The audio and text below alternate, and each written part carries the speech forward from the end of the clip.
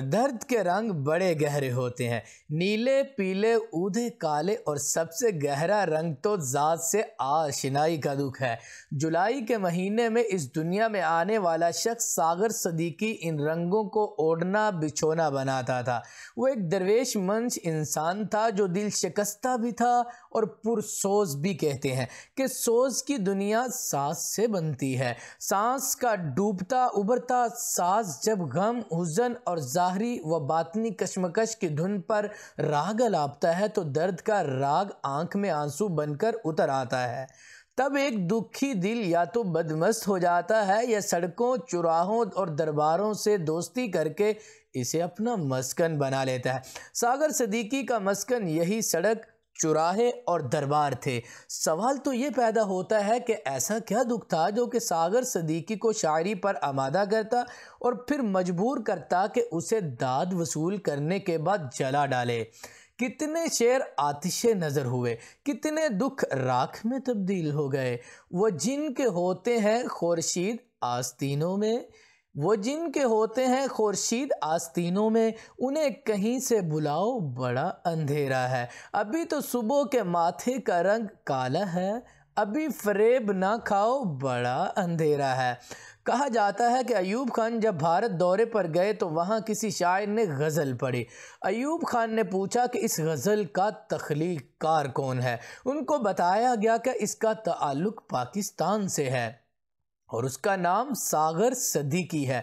ایوب خان متاثر ہوئے کہ ان کے ملک میں بھی اس قدر ہنر موجود ہے۔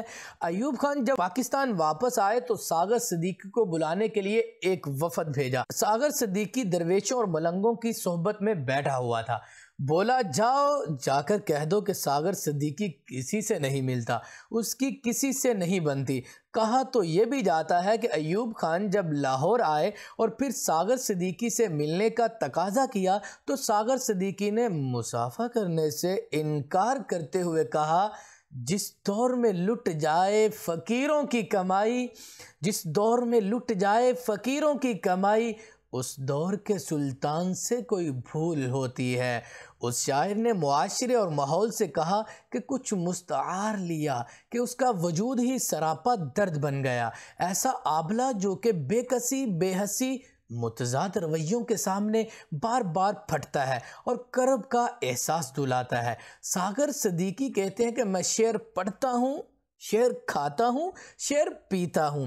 ان شعروں کی صورت میں نہ جانے کتنے دکھ ساغر صدیقی نے روح میں اتارے، اور یہ دکھ جب شاعری کی صورت میں منظر عام پر آیا تو کتنے سوختہ اور دلکداز دلوں کو جھنجھوڑتا چلا گیا۔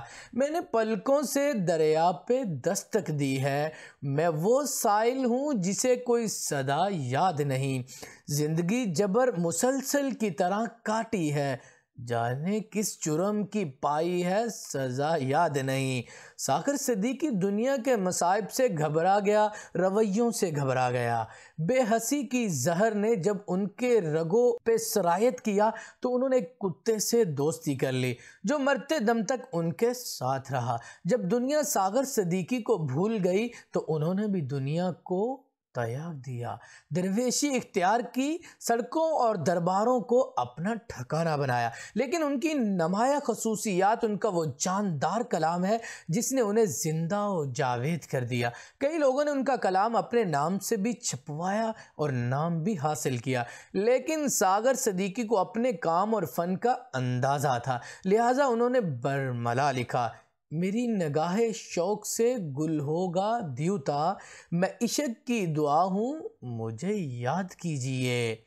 ایک اور جگہ کہتے ہیں، پوچھا کسی نے حال کسی کا تو رو دیے، پوچھا کسی نے حال کسی کا تو رو دیے، پانی میں عکس چاند کا دیکھا تو رو دیے، اڑتا ہوا غبار سر راہ دیکھ کر انجام ہم نے عشق کا سوچا تو رو دیے، نغمہ کسی نے ساز پہ چھیڑا تو ہنس پڑے، غنچہ کسی نے شاخ سے توڑا تو رو دیے۔